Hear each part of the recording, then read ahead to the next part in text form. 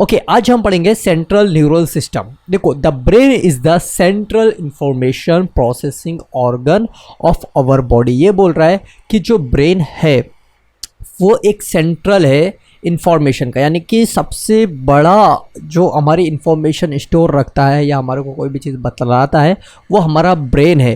Processing, और वो किसी भी चीज़ को प्रोसेस करेगा, समझेगा। ऑर्गन ऑफ आवर बॉडी, हमारी बॉडी का सबसे बड़ा सेंट्रल इंफॉर्मेशन प्रोसेसिंग ऑर्गन जो है वो ब्रेन है।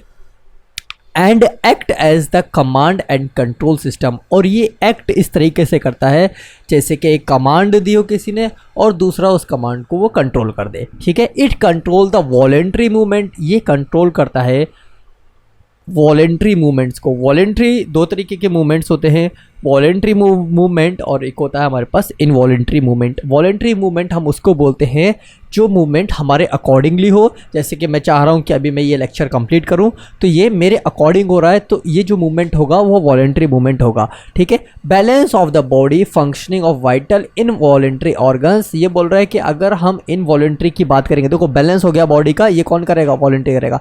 लेकिन अगर हम इनवॉलेंट्री ऑर्गन की बात करेंगे जैसे कि लंग्स, हार्ट्स, किडनी, ये इनवॉलेंट्री ऑर्गन्स है, यानी कि इनको तुम चाह कर भी नहीं रोक पाओगे। जैसे कि अगर मैं चाहूँ कि मेरा दिल अब काम करना बंद कर दे तो ये दिल जो है वो काम करना बंद नहीं कर पाएगा मेरे ब्रेन के हिसाब से। बिकॉज क्योंकि ये जो है इनवॉलेंट्री ऑर्गन है, इसको मैं कंट्रोल नहीं कर सकता। Okay, thermo regulation, hunger. Thermo regulation का मतलब होता है टेम्परेचर। मेरा बॉडी का टेम्परेचर भी मान लो 37 डिग्री सेल्सियस है, मैं चाह रहा हूँ मेरा जो बॉडी का टेम्परेचर वो 100 डिग्री हो जाए, वो या 101 हो जाए, लेकिन नहीं हो पाएगा भाई। समझ पा रहे हो? अगर ऐसा होगा तो इंसान अपने आप कुछ भी सोच के मर जाएगा, ऐसा नहीं होता है। ठीक है, तो ये सब कुछ कंट्रोल करेगा। हंगर, भूख को कंट्रोल नहीं कर पाओगे तुम। सोच रहे हो कि हमें भूख ना लगे, लेकिन भूख लगना ही है। थ्रस्ट, प्यास, अगर तुम सोच रहे हो कि हमें प्यास नहीं लगे, प्यास को लगना ही लगना भाई, कितना भी सोच लो, कितनी भी रोकने की कोशिश करो, प्यास लगेगी। Circadian, 24 hours rhythm of our body, और जो हमारा दिल 24 आवर चलता है वो वैसा का वैसा ही चलता रहेगा, उसके अंदर कोई भी रुकावटें नहीं आने वाली है। बिकॉज क्योंकि ये इनवॉलेंट्री ऑर्गन्स हैं। ठीक है, activities of several endocrine glands and human behaviour, और कुछ जैसे कि ग्लैंड्स हो गए हमारे पास, एंडोक्राइन ग्लैंड्स होती हैं और एक्सोक्राइन ग्लैंड्स होती हैं। एंडोक्राइन के बारे में भी हमने बात कर रखी है, लेकिन अभी मैं वापस से बताता हूँ एंडोक्राइन और एक्सोक्राइन में क्या डिफरेंस है। एक्सोक्राइन ग्लैंड वो ग्लैंड्स होती हैं जो अपने हार्मोन को किसी डक्ट के द्वारा बाहर भेजे, that is called exocrine gland. और अगर हम एंडोक्राइन की बात करेंगे तो वो ग्लैंड्स जो बिना डक्ट के अपने हार्मोन को उसी जगह पर रिलीज कर दे जहाँ पर वो पाई जा रही है, that is called endocrine glands. ठीक है, ह्यूमन बिहेवियर, और ह्यूमन बिहेवियर के ऊपर भी डिपेंड करता है। It is also the site, जैसे कि ह्यूमन बिहेवियर की अगर मैं बात करूँ, जैसे तुमने चोरी कर ली तो तुम्हारा फेस जहाँ तक रिवील कर देगा कि तुमने चोरी की है, तो तुम पकड़ जाओगे, तो तुम उस चीज़ को छुपा नहीं सकते। समझ गए मेरी बात?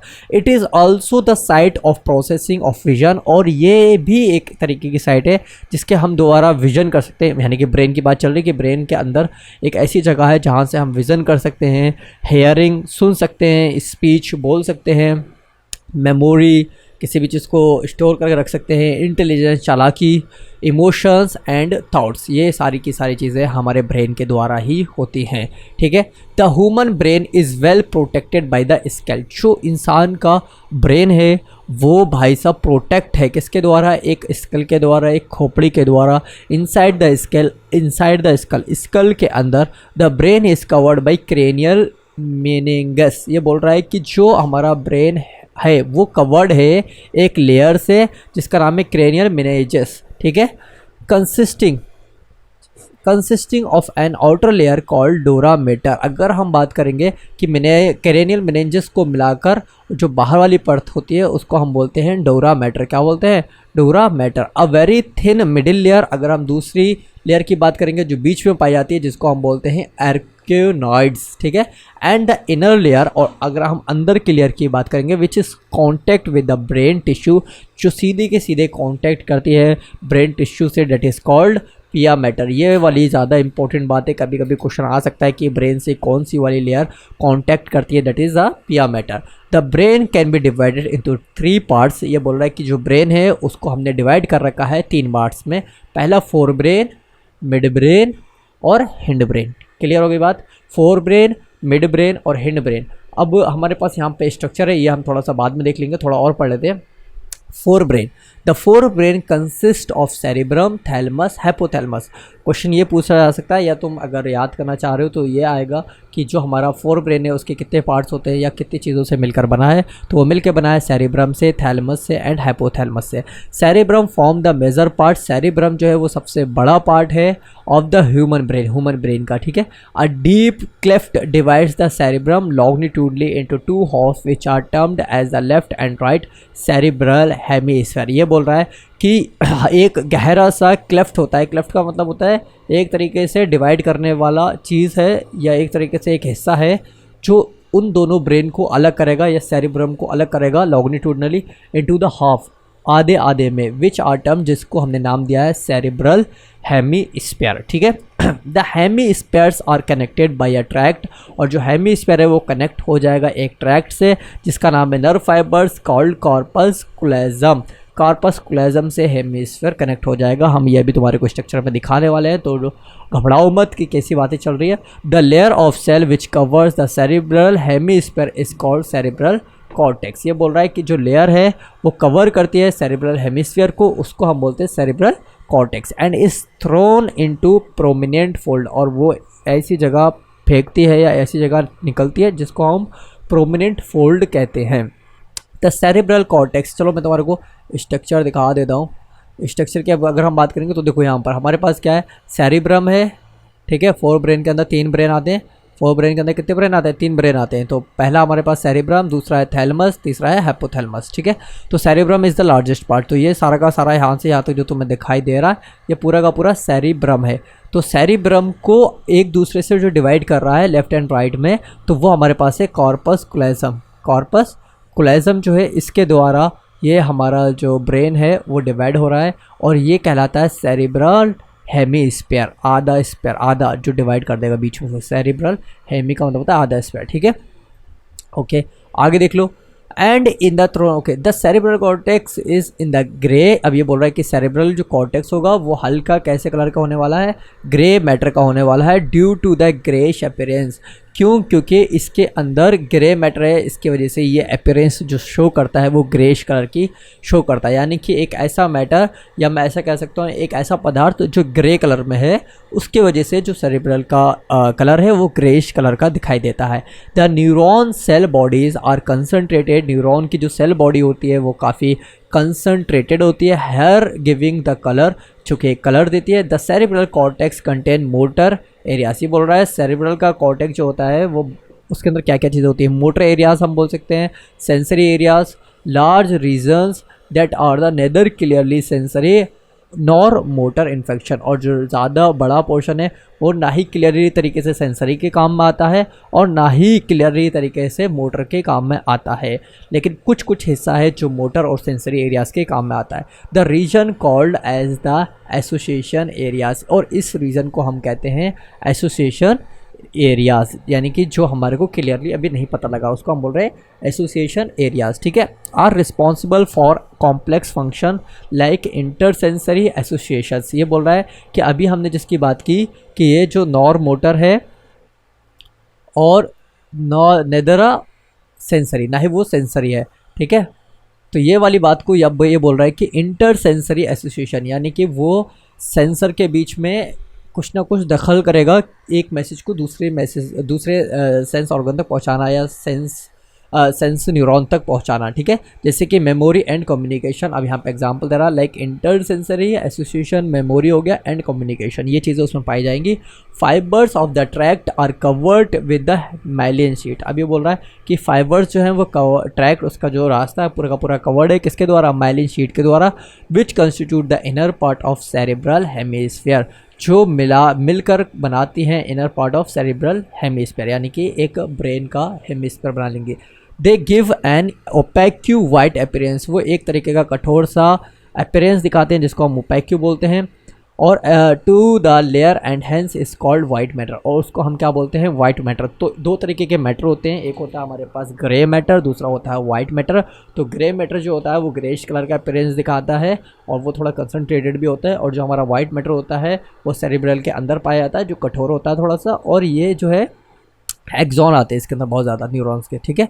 The cerebrum wraps around a structure called thalamus. Cerebrum सब तरफ से ढक के एक स्ट्रक्चर बनाता है जिसको हम बोलते हैं थैलमस, ठीक है। यानी कि ऊपर सेरेब्रम होगा, जैसे कि अभी मैं तुम्हारे को दिखाऊँ तो ये सेरेब्रम, ये देखो रैप कर गया इसके ऊपर, अब इसके नीचे जाके थैलमस बना रहा है, ठीक है। ये बात बोलना चाह रहा है कि इसके ऊपर जो रैप कर रहा है वो सेरेब्रम है, लेकिन इसके नीचे जो है वो थैलमस है, ठीक है।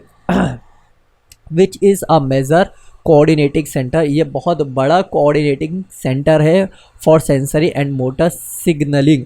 ये बोल रहा है कि कोऑर्डिनेटिंग मतलब एक साथ काम करने वाला सेंटर, सेंसरी भी करेगा और साथ ही साथ मोटर भी दे देगा फटाक से, मतलब सेंस कर लिया और उस सेंस करने के बाद उसका रिस्पांस भी करेगा कि भाई मैंने तुम्हारे को चाटा मार दिया तो फटाक से रिस्पांस कर देगा कि हाँ भाई इस इंसान ने चाटा मारा, या तुम्हारे दोस्त ने मार दिया तो तुम्हारे दोस्त को बता देगा। तुम्हारा जो ब्रेन है या थैलम विच इज़ अ मेजर, ये बोल रहा है जो तुम्हारे कोऑर्डिनेटिंग सेंटर है वो बहुत तेज़ी से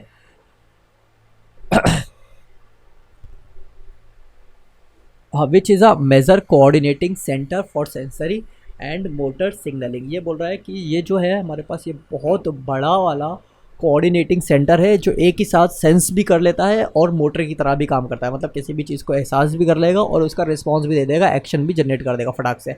अनदर वेरी इंपॉर्टेंट पार्ट, एक और भी बहुत ज़्यादा इंपॉर्टेंट पार्ट है ऑफ द ब्रेन का, जिसको हम बोलते हैं हाइपोथैलेमस, ठीक है।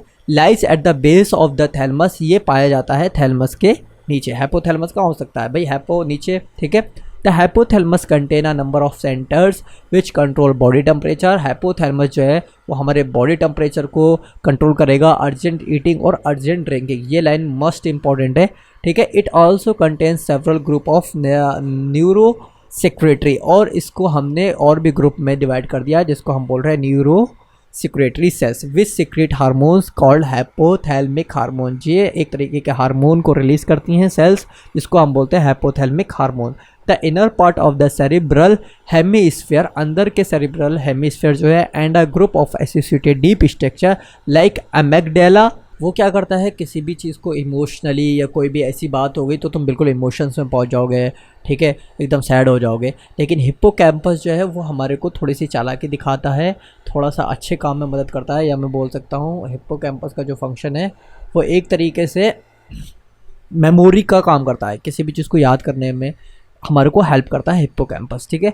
For a complex structure called limbic lobe, अगर हम इसका एक स्ट्रक्चर बना लें जिसको हम बोलते हैं लिम्बिक लोब या हम बोल सकते हैं limbic system, along with the hypothalamus it is involve it regulation of sexual behaviour.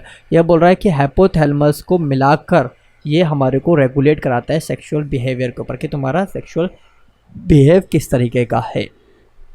Expression of emotional reactions, अब ये बोल रहा है कि इसमें हमारे को एक्सप्रेशन हो जाएगा इमोशनल का, ठीक है, किस में हो जाएगा अमेगडाला में, और हमारे को इसमें देखो क्या बोल रहा है, एग्जांपल हो गया excitement, pleasure, rage and fear and motivation. ये सारे के सारे एग्जांपल हमारे हिप्पोकैम्पस के थे और मोटिवेशन ये हमारा हिप्पोकैम्पस का था, ठीक है।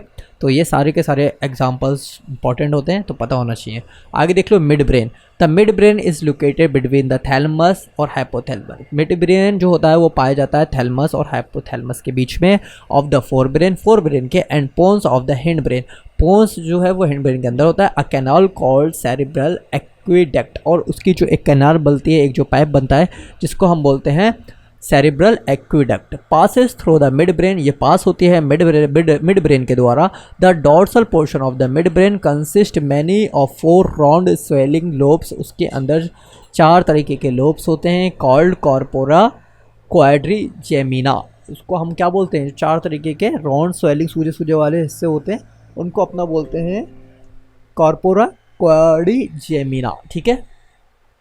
ओके ये इसमें हमारे को शायद आंखों से जो विजन है वो 2 लोब होते हैं और जो सुनने वाले होते हैं 2 वो लोब होते हैं, तो 4 लोब इस तरीके से होते हैं।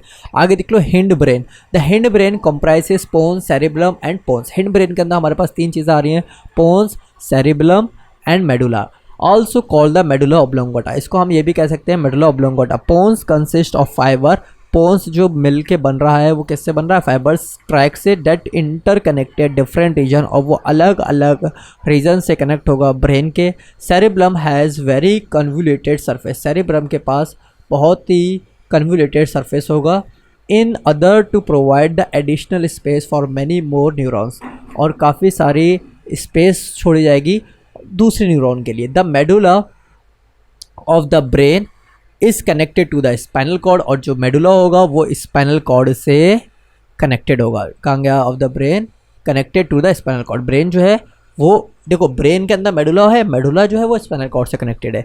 The medulla contain centres which control respiration, ये बात इंपॉर्टेंट है। मेडुला कंटेन्स सेंटर है जो कंट्रोल करता है हमारे रेस्पिरेशन को, कार्डियोवास्कुलर को, रिफ्लेक्सेस को, गैस्ट्रिक सेक्रीशंस को, ये सारा का सारा जो है वो हमारा मेडुला ऑब्लोंगेटा कंट्रोल करता है। 3 major regions make up the brain stem and mid brain pons and medulla oblongata. ये बोल रहा है कि ब्रेन स्टेम जो बन रही है मिलके वो मिड ब्रेन से, पोन से और मेडुला ऑब्लोंगाटा से मिलकर एक हमारे पास ब्रेन स्टेम बन रही है। Okay, brain stem form the connection between the brain and spinal cord. Brain stem का काम यह है कि कनेक्शन कराएगी किस किस के बीच में? ब्रेन के बीच में और स्पाइनल कॉर्ड के बीच में।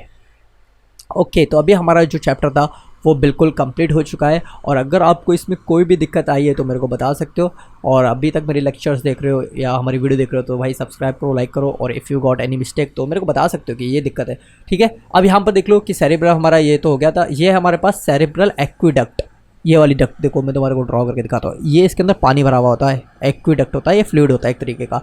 अगर ये फ्लूइड बढ़ जाता है ना, और ये हाइपोथैलेमस में भी फ्लूइड बढ़ जाता है, इसके अंदर भी होता है। ठीक है, तो अब जाकर तुम्हारा बॉडी का टेम्परेचर बहुत ज़्यादा बढ़ जाता है और पेशेंट का टेम्परेचर लो करना बहुत ज़्यादा मुश्किल हो जाता है। ठीक है, यहाँ पर देख लो मिड ब्रेन हो गया तुम्हारे पास, और यहाँ पर हमारे पास हिंड ब्रेन हो गया, और ये स्पाइनल कॉर्ड होगी। मिड ब्रेन के अंदर हमने ये देख लिया था, और हिंड ब्रेन में हमारे पास पोन, सेरेब्रम, मेडुला आ रहा था, medulla oblongata. Okay, medulla oblongata जो नीचे वाला हिस्सा है ये है, और स्पाइनल कॉर्ड हमारे पास ये वाली चीज़ आ गई। ठीक है, तो ये था हमारा एक ब्रेन का कंप्लीट स्ट्रक्चर। ओके, और आने वाले टाइम में हम नोट्स भी लेके आएंगे, बहुत ही प्यारे प्यारे नोट्स लेके आएंगे। ठीक है, उससे इजी तरीके से आप पढ़ सकते हैं। तो गाइस, अगर आपको ये वाली पीडीएफ चाहिए तो मेरे को बता देना, मैं सेव करके रख लेता हूँ हाईलाइट वाली।